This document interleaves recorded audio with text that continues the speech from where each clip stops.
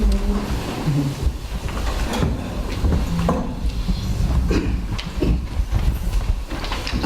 not very good at talking to, thank you. Not very good at talking to people I don't know. So I'm looking around at all the familiar faces. Just in case. Hopefully there's a few people who like me out there. No, I'm going to be full of God's love, even if you all hate me. Well, you know, I noticed that, did you notice this? I noticed that throughout my experience of true parents that they always invent something, a kind of new angle on what they're doing to express it. Have you noticed that? Always fresh and new, something new happening, or a new focus on the meaning of our life or the meaning of the divine principle. Have you noticed that? Like you, for example, Father asked us to not to say Amen, but Adieu. It's just one tiny example, but it's a huge thing, really, isn't it? And Father did so many things like that that he wanted us to be completely new. I felt that, Father and Mother want us to be completely different from the past. Do you know what I mean? Yeah. And don't you think that's really, really difficult? I still rather Amen.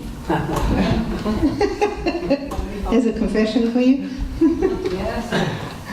And when I hear the old Christian hymns, lovely, lovely. And then sometimes the new things, you know. So I've been reflecting about this a bit, and I think that it's actually really, really difficult to be completely new and separated from the past. And there are many, many different things in the past that God doesn't want us to be connected with. Don't you think so? For example, the heavenly kingdom, that people won't kill each other, right? That's an extreme example, right? There won't be really, really horrific diseases. Do you think so? In the kingdom of heaven?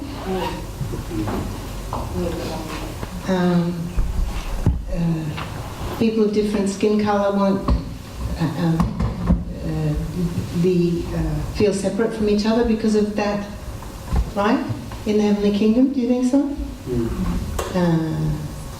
It's not long ago that those things were huge barriers for humanity.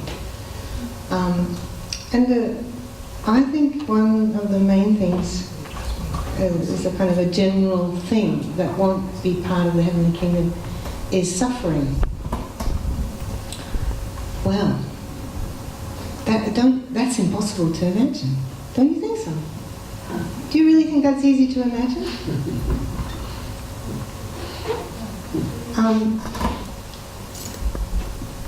So anyway, maybe it's just me. But I'm going to talk about that today. How difficult it has been for me, and still is, to not live in a kind of atmosphere of suffering in myself. And well, if you think about it, the history of God's providence is very long, right? Human history has been very, very long. And whenever God worked to reach people,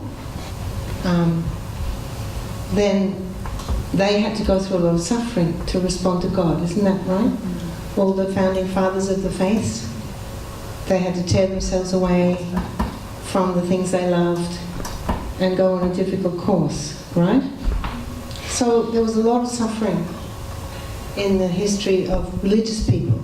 And I would say that for everybody who is attracted to learn the divine principle and be part of, connected to our activities, will come from a line like that of the different faiths who has within them this sense that history's been all wrong, and we've been doing the wrong things, and that people are sinful, and that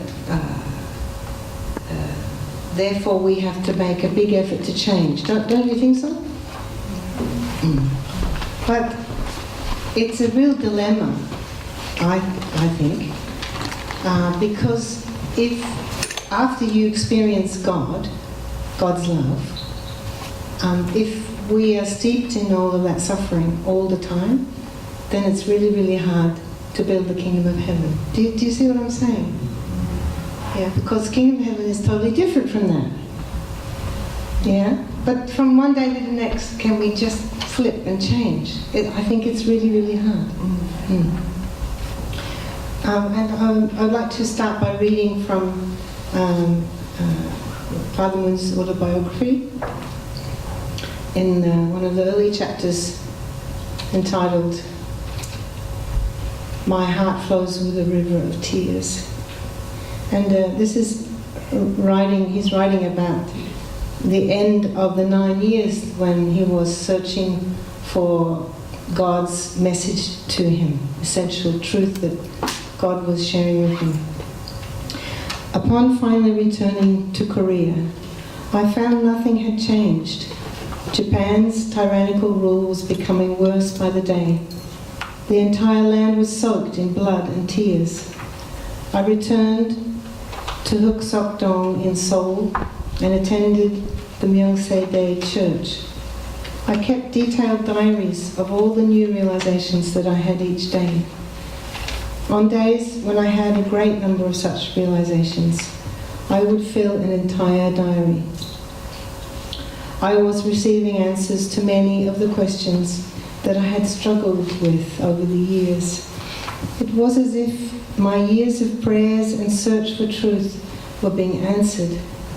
It happened in a short time, as if a ball of fire were passing through me. During this time, I had the realization the relationship between God and mankind is that of a father and his children, and God is deeply saddened to see their suffering. In this moment, all the secrets of the universe were resolved in my mind. Suddenly, it was as if someone had turned on a movie projector. Everything that had happened since the time humankind broke God's commandment played out clearly before my eyes. Hot tears flowed continuously from my eyes. I fell to my knees and bowed my head to the floor. For the longest time, I couldn't get up. Just as when my father carried me home on his back when I was a child, I laid my body down on God's lap and let the tears flow. 9 years after my encounter with Jesus, my eyes had finally been opened to the true love of God. God created Adam and Eve and sent them into this world to be fruitful, to multiply, and to bring about a world of peace where they would live. But they could not follow God's timetable. They committed fornication and bore 2 sons, Cain and Abel. The children who were born from the fall did not trust each other and brought about an incident where one brother murdered the other. The peace of this world was shattered. Sin covered the world, and God's sorrow began. Then humankind committed another terrible sin by killing Jesus, the Messiah.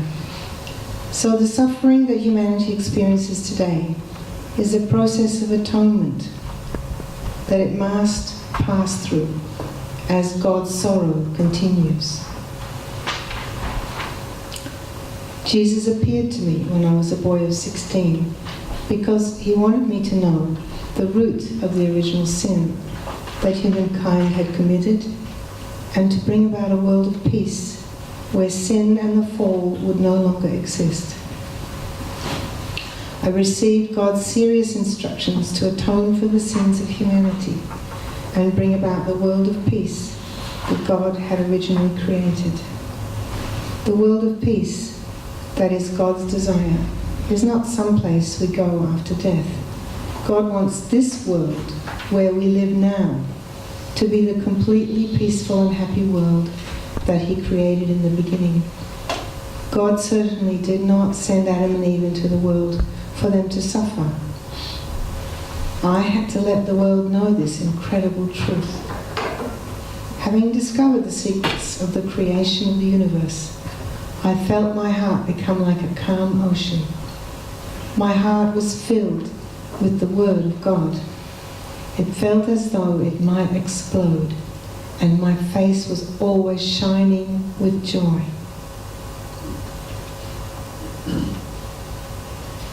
So, in other words, in one day, for Father, after 9 years of terrible search, he went from feeling the agony of God to the powerful, fiery love of God that made him absolutely filled with joy. So I want to just share with you my own experience of a little bit of that journey recently, because well, this is called a man's extremity is God's opportunity 3. Why 3? Why is the 3 there? It's not a mistake. It's because when I started going to church again, after I recovered a little bit, Pastor Franklin asked me to give a message one Sunday, and I called it this: man's extremity is God's opportunity. And then Romilly asked me to speak, so I did it again. And then Harshison asked me to speak, so that's why 3. It's a little different each time, of course, because I try to tune in to the present situation. So, do you know who said this originally? It's actually not my phrase. I thought, when I first made this message, I thought it was Helen Keller. Do you know Helen Keller? That was my impression. So I did a little search about it. Helen Keller was a woman who died in the 1950s. She was blind and deaf, and she became a very well-known speaker, public speaker. I think she even got a Nobel Prize. She's an incredible lady. She did quote this actually, but she wasn't the original speaker of this phrase. That was where do I point it? The button on the side.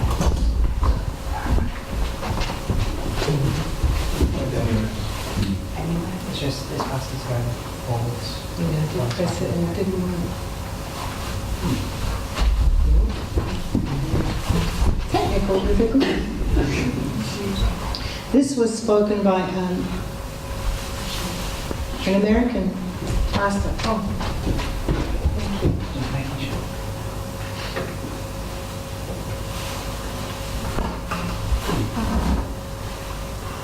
I'll just say the next one. So it was originally spoken in a sermon by Charles Spurgeon in 1901. So who wants to read that out? Who's a good reader? Okay. Oh, thank you. Your extremity is God's Your extremity is God's opportunity. The difficulty all along has been to get to the end of you. For when a man gets to the end of himself, he has reached the beginning of God's working. When you are clean right out and have not anything at all left, then all the mercy of the covenant of grace is yours. Pastor Charles H. Spurgeon, 1901. Thank you. Yeah, so have you ever been in a situation like that when you're all cleaned out, nothing left? Maybe you can think of a time in your life when that happened to you. We might have called that 0 point. Maybe it could be called like that. Yeah. Well, my illness is one of those extreme experiences. Yeah. And So I want to share a little bit of how I confronted it with you today. Okay.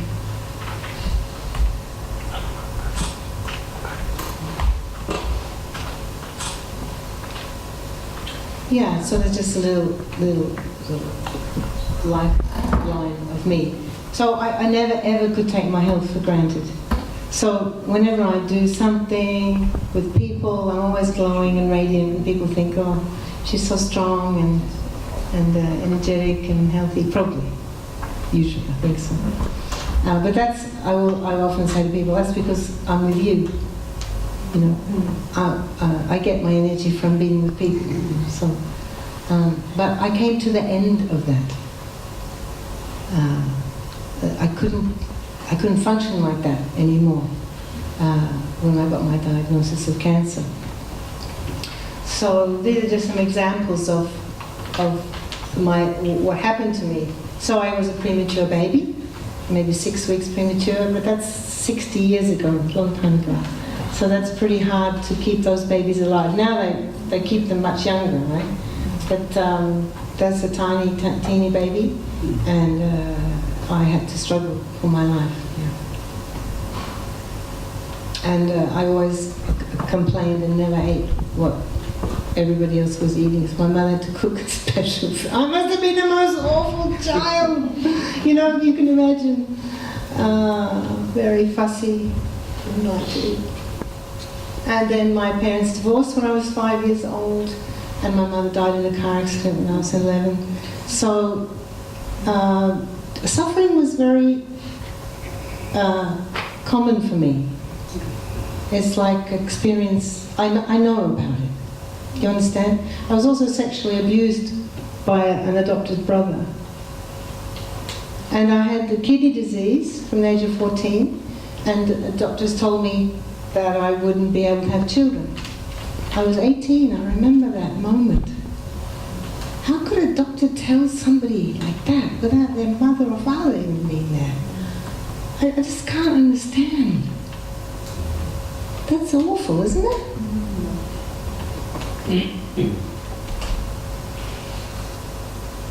So, and we couldn't conceive children very easily. We had to do assisted conception. Patrick is an IVF baby. He is the child of Ashley and me. Yeah. But we had to do IVF, if you know what that is, yeah? We didn't have to, but we did. After trying for maybe 4 years to conceive. And then we did IVF many other times, altogether 6 times, including the time that Patrick was conceived. And then we gave up. And then, actually, one of those times we had twins. I was pregnant with twins and miscarried them. That was definitely a 0 point. Yeah, I could see the end of the tunnel where I would commit suicide for a couple of months after that one. So that's just a little, to give you a glimpse. So suffering is very easy for me. You understand? So, and I think that many of us actually understood the divine principle because of that. We understood that the fall of man happened. That humankind have been struggling because we couldn't understand God's love because of the fall of man. We understood that very well. Right? We used to say, oh, this is a prepared person. If we brought someone to learn the divine principle, prepared person. Or we used to say, oh no, they haven't suffered enough, they're not going to understand, or something, kind of. I think that's generally true for many of us anyway. Maybe you joined, first generation people I'm talking about now,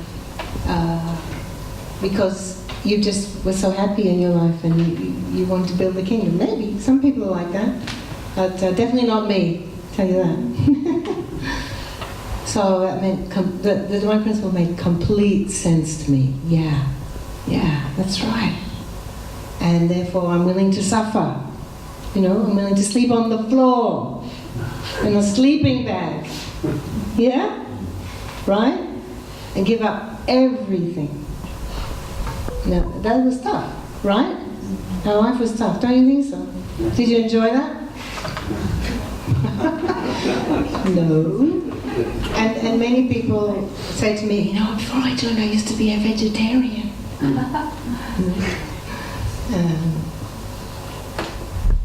And then they gave that up, right? Did they enjoy that? No. All right. So recently when I started to read Father's autobiography for the second time, I like to leave big, long spaces in between reading important books so that they have more meaning for me. Do you know what I mean? So I left a long, long, long time before I read it the second time so that I could really feel the impact of it. And this phrase really leapt out at me when Father said,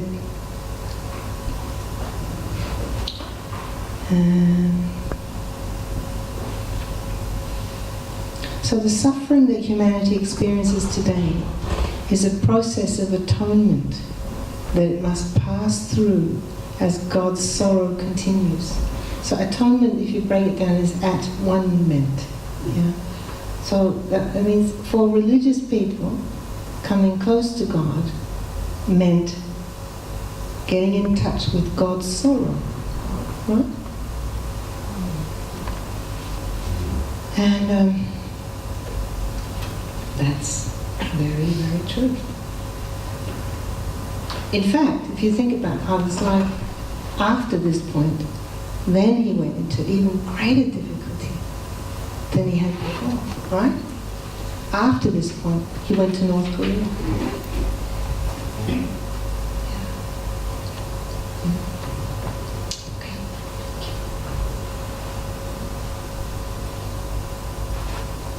So this is the quote that Mitty read earlier. So God is so actually so close to us. The thing is, we have two dilemmas, I think. Number one is when you come close to God, you're going to feel His sorrow. You know, like Paul Leonard, when he learned the Divine Principle, he wept for 3 days, right? You've read about that story. And maybe many of you had the same experience. But actually, God wants us also, like Father did, to feel intense joy of His love. So, are these contradictory things? What do you think? Isn't it a mystery that they're not? That's a very deep mystery to me. Very deep mystery to me, but I think it's true. Okay. Yeah. So, and then one of the main revelations of the Divine Principle is that God is in our heart, right? This is what Father's revealed to us. So God is very, very close to us, deep, deep, deep in our heart. And if we can be still enough, I think every day we need to be still enough, then we can feel and understand and be touched by God's love. Every one of us. Father also said that God is the father and mother of every generation. Right? So, you young 20-year-olds, God is your father and mother. Even though your parents call God parent, you don't call God grandparent, right? God is your father and mother too, right? So that will be true forever and ever and ever. Isn't that another amazing thing? I think so. Okay, so very recently I had a beautiful time of deep reflection, a beautiful place where I could touch God. I felt very, very happy last weekend at Neumüller in Germany. So here are some pictures of that beautiful place. So, how long have you been there? Yeah, recently? Yeah. It's very, very beautiful. These sculptures have been there a long time, haven't they? So I've been there several times, but when I went this time, And I saw different things. You know, that happens with art. Right? Art speaks to you different ways. So this is a picture of, you might say, the true parents and the true children, you might think, right?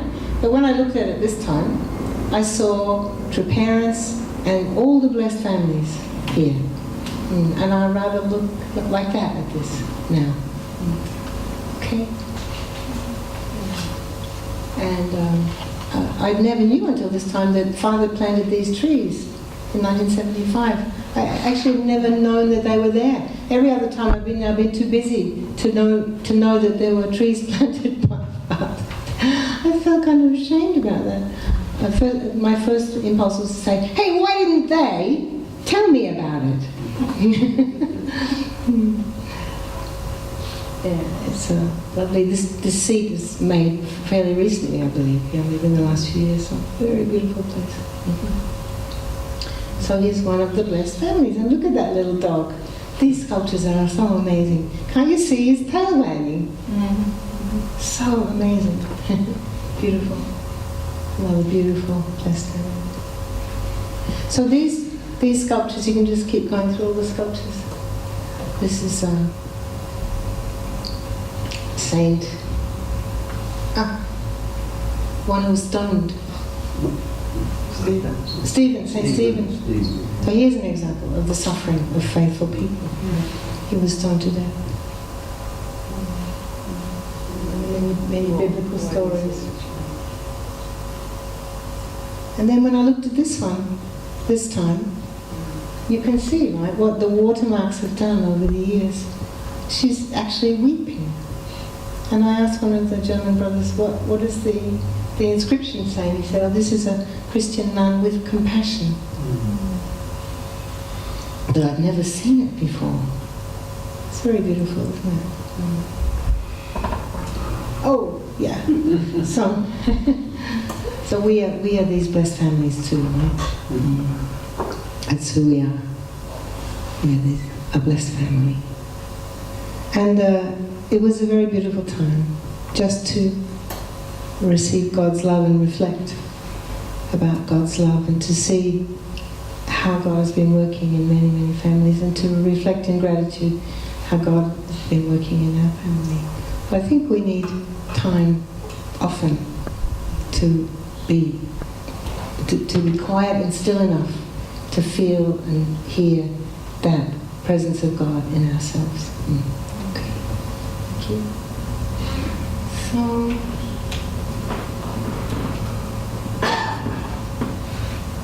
So I try to offer my suffering as an offering, yeah, that God can work through.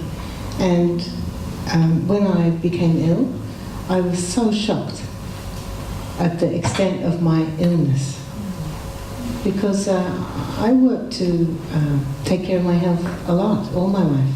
I had to, you see, as I told you, I had kidney disease and so forth and so on. Fortunately, I didn't always believe the doctor who said I can't have children. But I had to work very hard, not only doing IVF, but I did many cleanses and a lot of healing work. And from time to time I had a strict diet and I took a lot of care of myself. So when I became very, very ill, I was so shocked.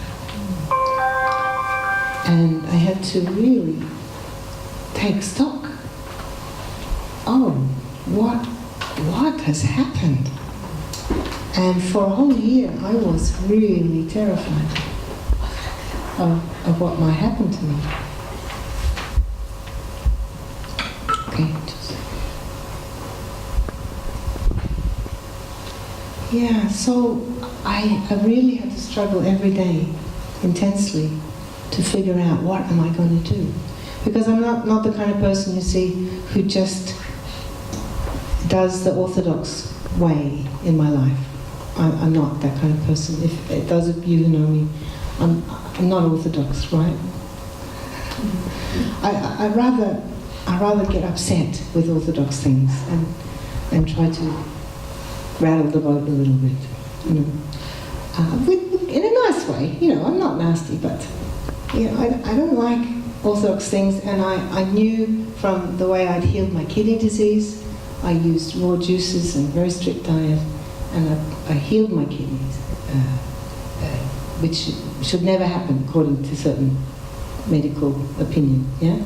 So I knew that if I find God's way for me, I'll be able to get over this. So I had to search for it. But is it easy finding the unorthodox way or the very personal way in life? I find it very difficult. It's very easy to do what someone else tells you to do, right? Okay, so someone tells you the plan for your perfection and you do it, and it's easy. But is that possible? No. Do you think? No. It's actually not possible. Why? Because each one of us is a unique individual with a unique lineage and with a unique mission in life and unique situation that you have to take care of, right? And because God is your personal God also. So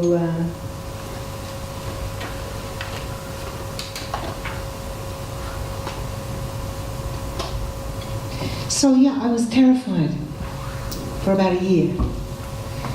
And I had to spend a lot of time not being so busy outside the home.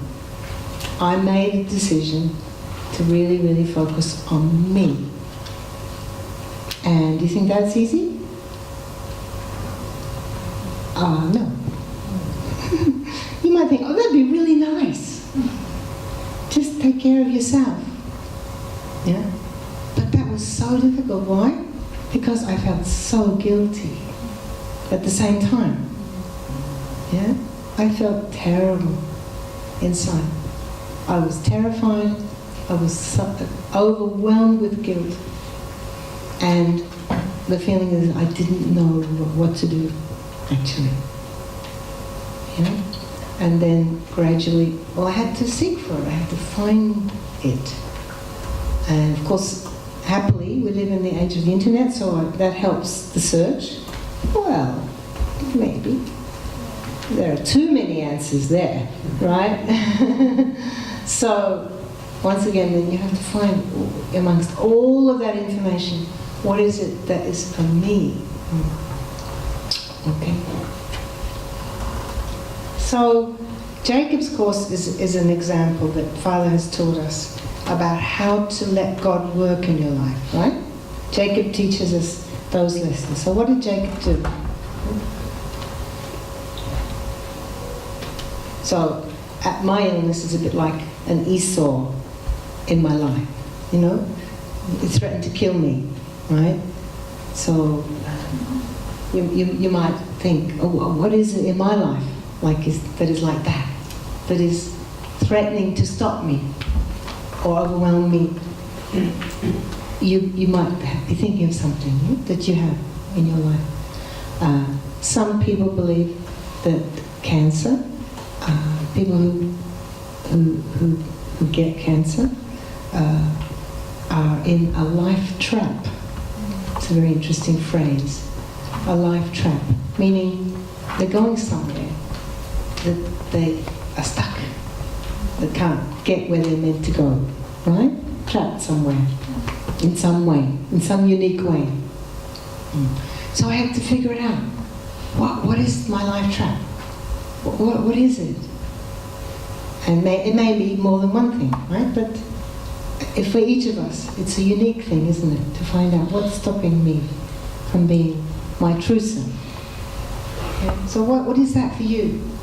What is your Esau at the moment? So after, because the brothers, they didn't get on, they couldn't figure out a way for the father to know he should give the blessing to the younger one and figure all this out. They couldn't do that.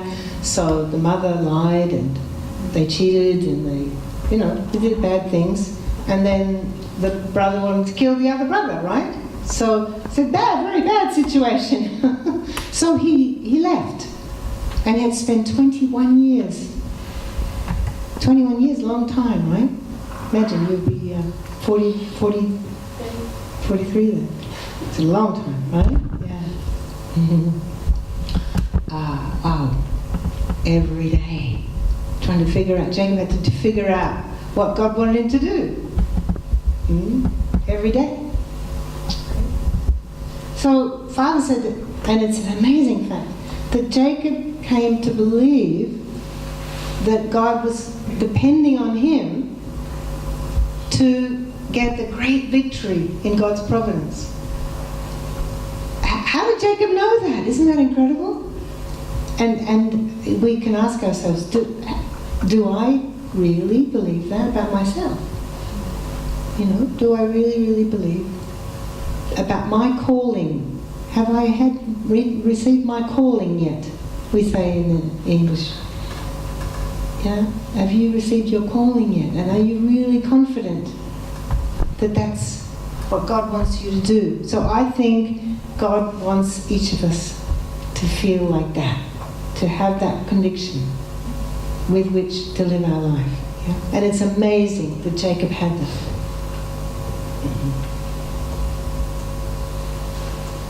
So Father explained that before we get help from God, we need to make some kind of offering, right?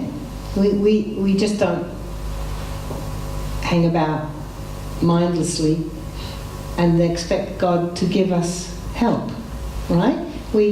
That's the religious way. We make some condition or some offering. Yeah. Yeah. Next one.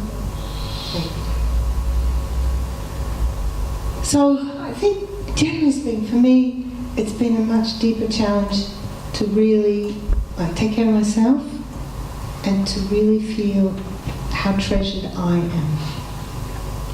Yeah, rather than, like I was saying before, just being aware that I'm a great big box of suffering. To move from that place to a place of really feeling I am loved by God. This is a really different place. Can you get the feeling of it? So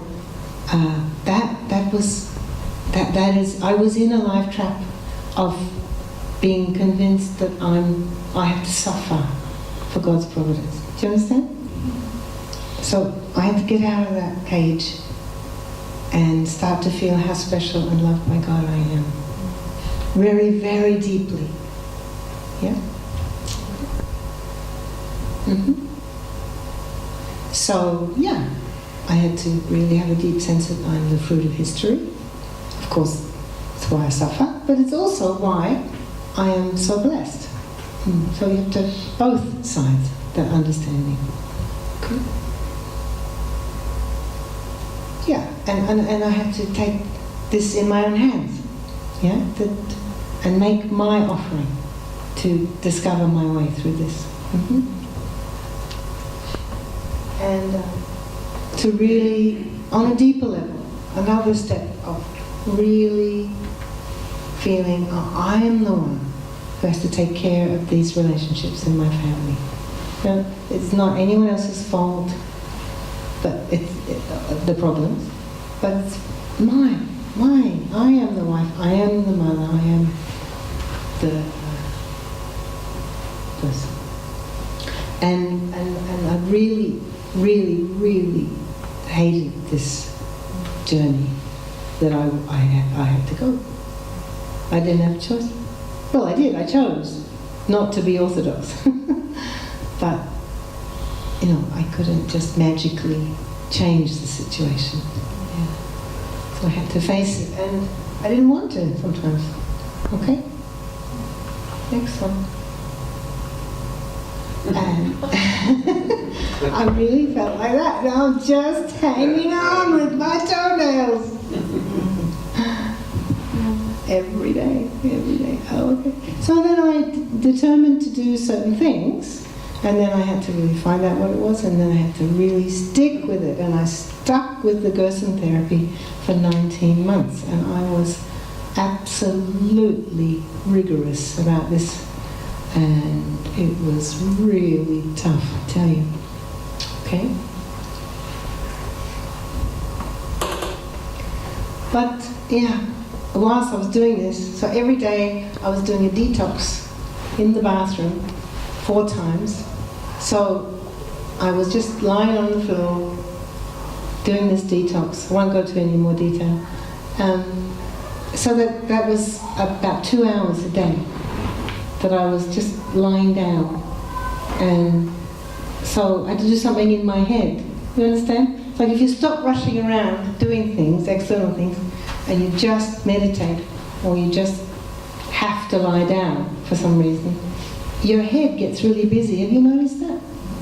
There are all kinds of things. So, in my case, I was seeing my funeral, for example, you know, or imagining that I wouldn't be around when my grandchildren are born, or I'm going to go through awful time of pain and agony and dying young. You know, many, many scenes came in my head. So I had to fight that. I had to change that. Yeah? And the main thing is that I had to focus on how loved I am. Yeah? So I tried to create certain meditations and situations, but it was really, really tough. Okay? So some nights I couldn't sleep. So I just couldn't sleep, just lying there with all these silly thoughts. No, not silly thoughts, they're very real thoughts, they're horrible thoughts. So I thought, oh, damn it, I'm going to get up and go surf the internet. Is that an old-fashioned experience? I'm going to go and see if there's something through the computer that's going to help me.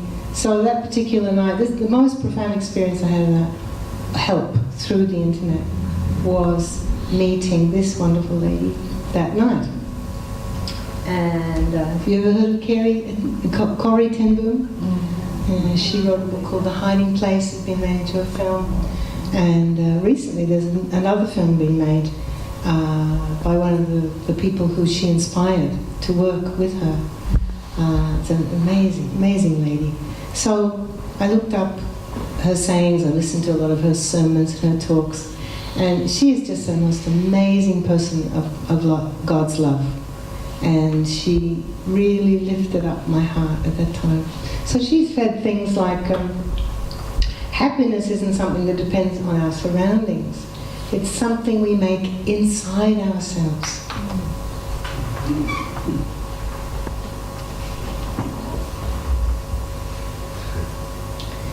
Yeah. Is prayer your steering wheel or your spare tire?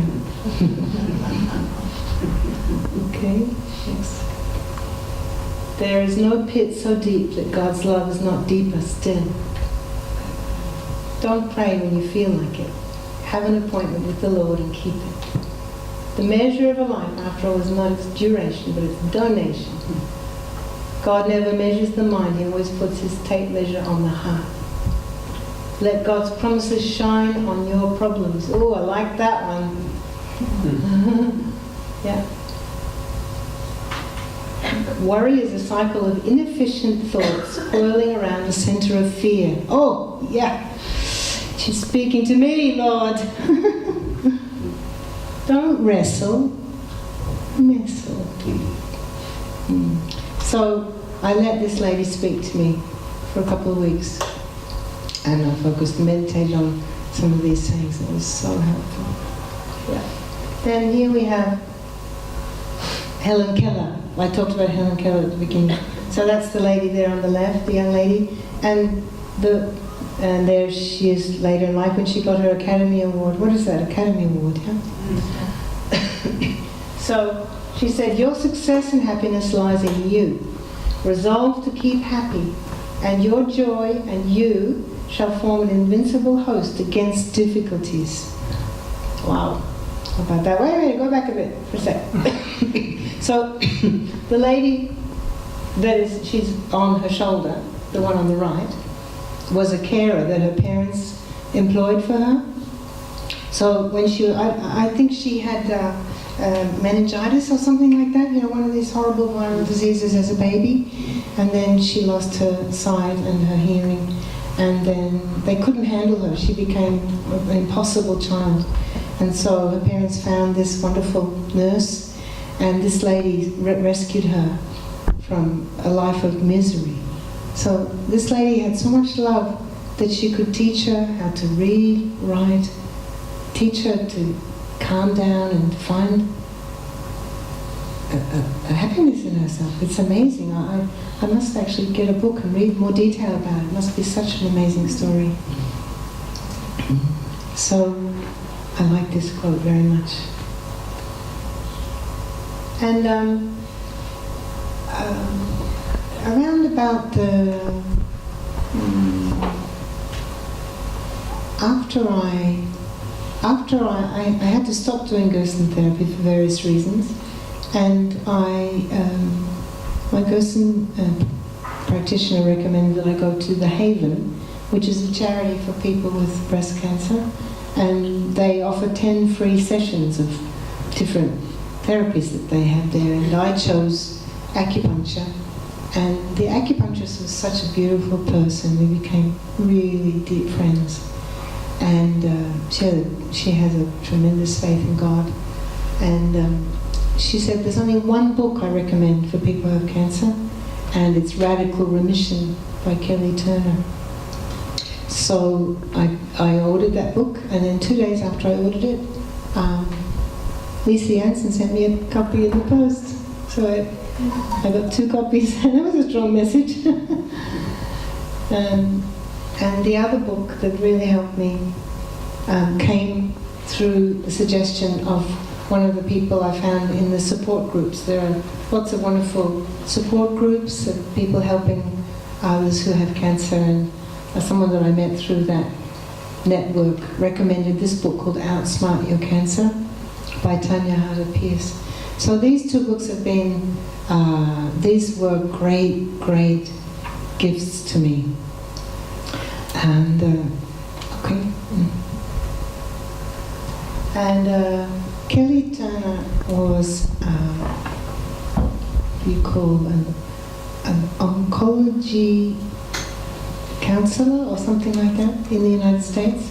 So she was listening to the stories of many people with cancer, and she just was very strongly moved to do a PhD to find out what it is that people do to recover from advanced cancer. So she studied 1,000 cases of people who recovered from advanced cancer. And so she found out 75 factors and 9 key factors which help these people to recover. So the first thing that she wrote about in her book is about radically changing, right, one at a time, yeah. Radically changing your diet.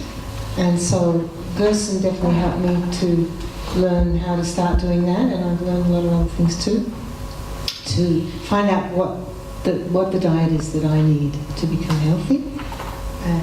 And then the second thing is to take control of your health. So that's about making this decision to choose what you are going to do for your health rather than do what other people tell you. That's the main thing about that point. Do you understand? Of course, we take advice from wise people, but the point is, it's my body, it's my health, and I have to be responsible and find out what it is that I need to do. Yeah. Okay. Then following your intuition is another thing that people did, and she gives lots of examples about it. Mm-hmm. Using herbs and supplements, which I do. Mm-hmm. And she has a chapter about releasing suppressed emotions, which I worked on for a long time, and I continued. So I cried a lot during that first year. I cried a lot, especially during the detox sessions.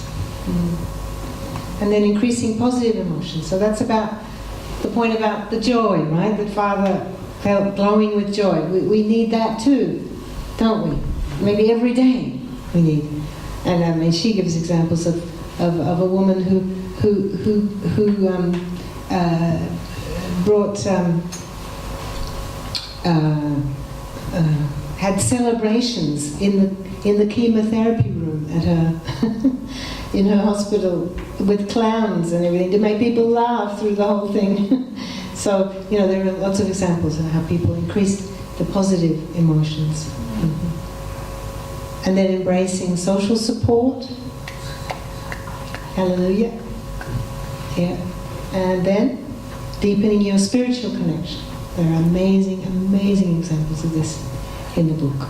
This is not necessarily a religious thing. Do you understand? This is something deeply profound within one's mind and heart and soul. And then the last thing is having strong reasons for living. So I ask myself, okay, I'm in this life trap here, I'm aware of that to some extent. And then I have to find my reasons for living. You might think that's really silly, that I find it hard. I did actually find it hard. Because you see, I'm in that trap. So there's not a lot of reason to just keep suffering for another 30 years. Do you understand? So I had to really wrestle with myself on a deeper level and find it. Why is I really want to live? Or is there a big part of me who'd like to really be the super master of suffering? So there's a big dilemma going on there, yeah? Okay. So, in that book, the first chapter, or the first or second, there's an amazing example of a Japanese man who was had advanced kidney cancer and had gone through many treatments, and was but doctors couldn't do anything more for him. And they, in those days, this is a long time ago, this is in the 80s or 70s even, and he so all his old friends were coming in to see him, and he didn't know why. It's because in those days they didn't tell people if they had cancer, but everybody else knew.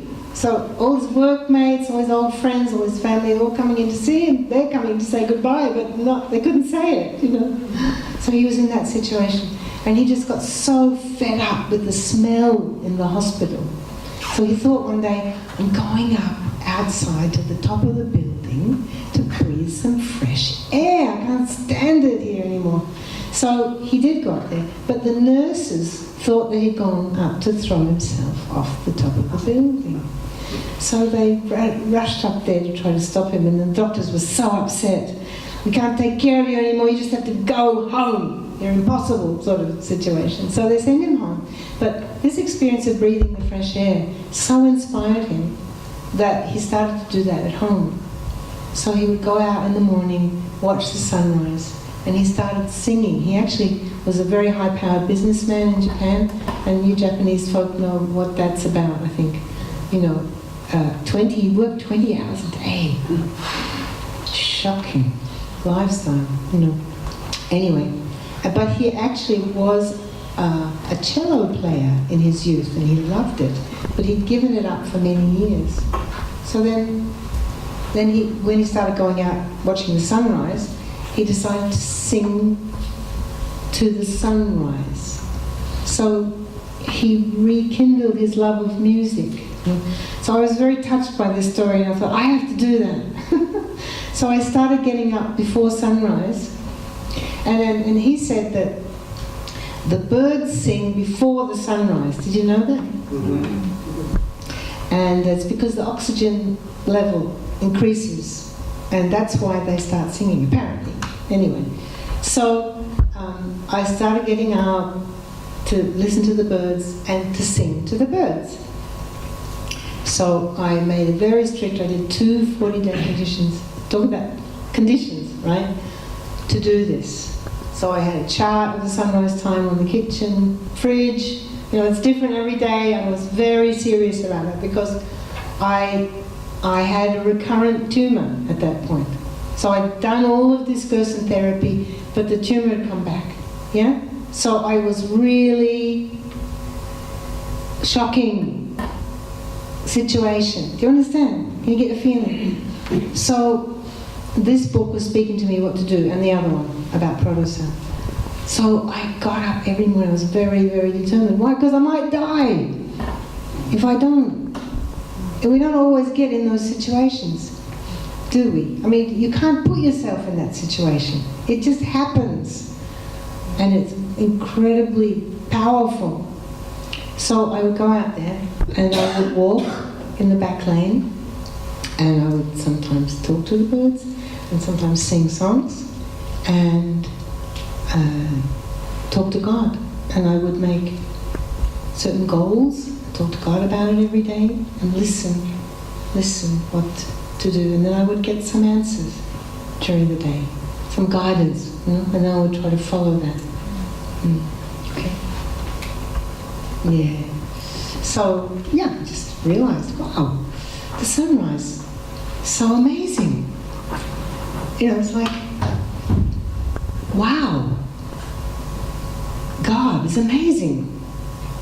Sunrise and sunset, every day we can see that. It's just amazing. But I took it for granted a lot of my life. Okay. This is sunrise from the bathroom of our home. Can you see the pink in the sky? On a winter's morning. So I did it every day I did it, all through the winter. No matter what the weather was like, yeah? But you see the beauty there was just magical. Yeah, okay.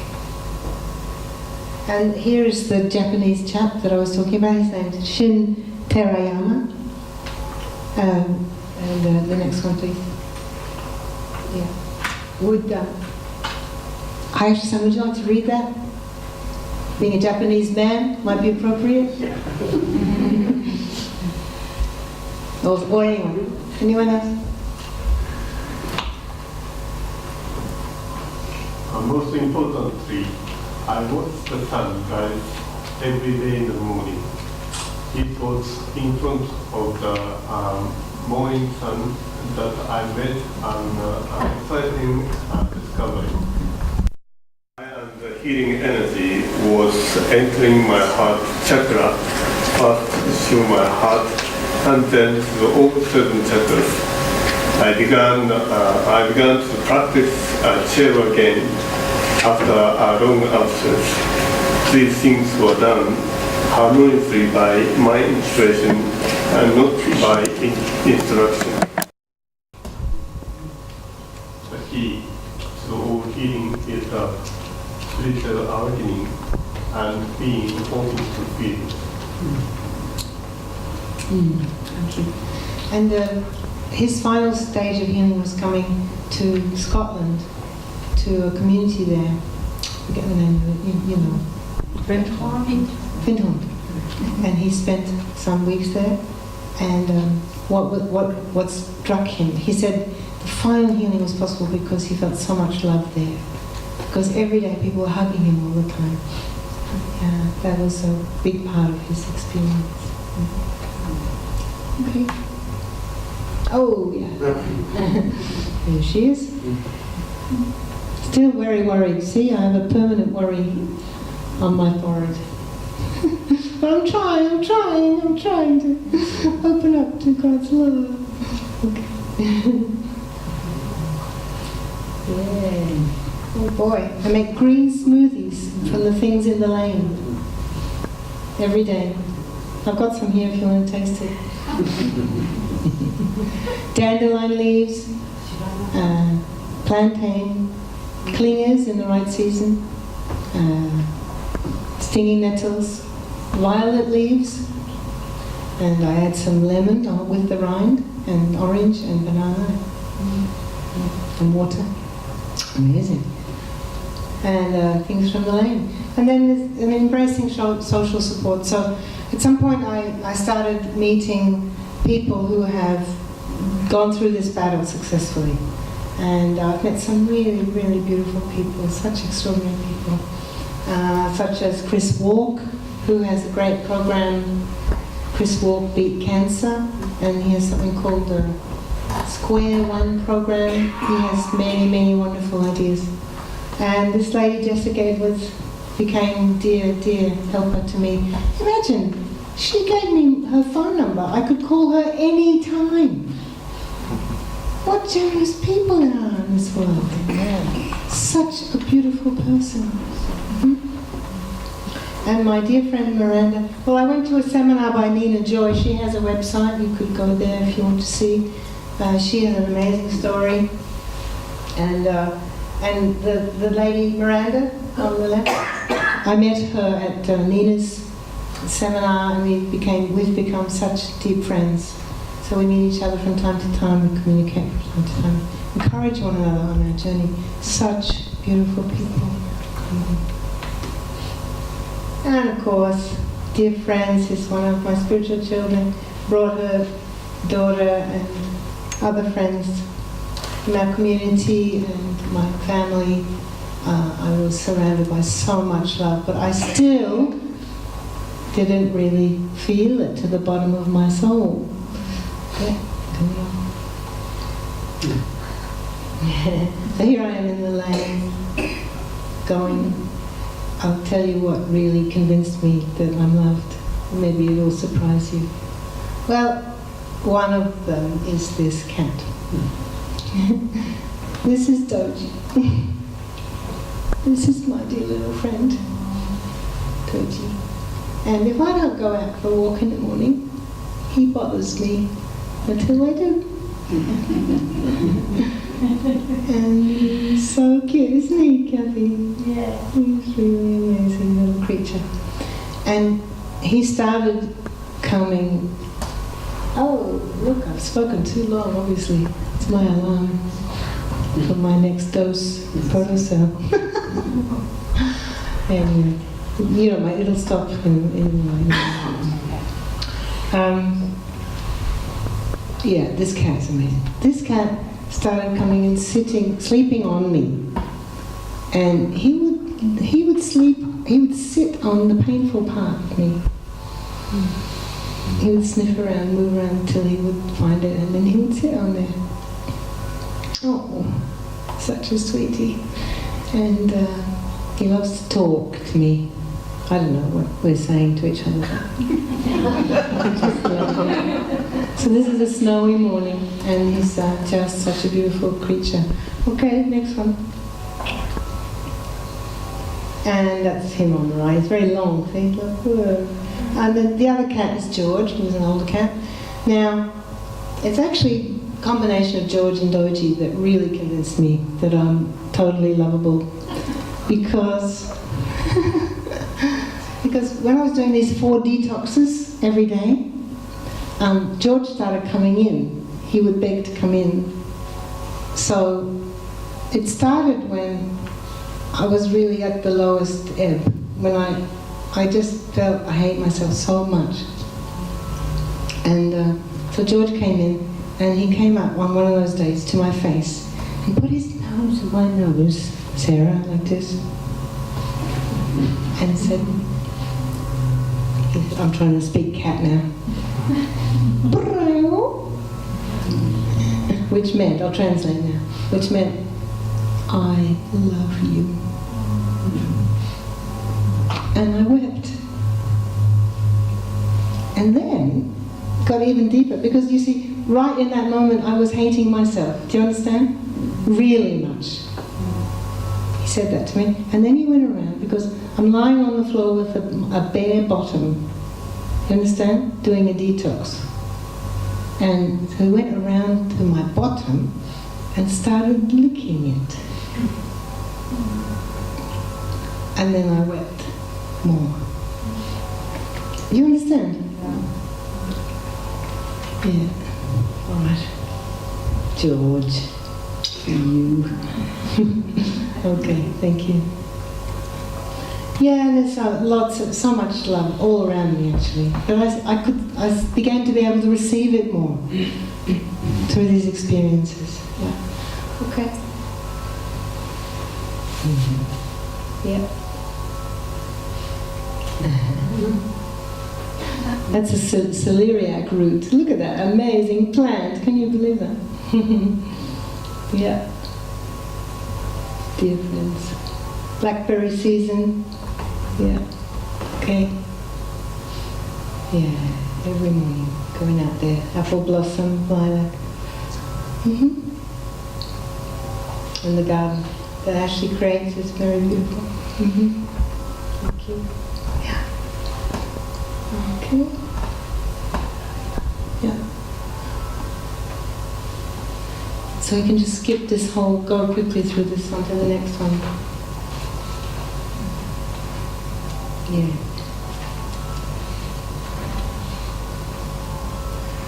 Yeah, so you can read that anyway. Our challenge is to become truly loving, but to really become truly loving, we have to feel that at the deepest part of us. And we need to spend time. Anyway, that's how it happened to me.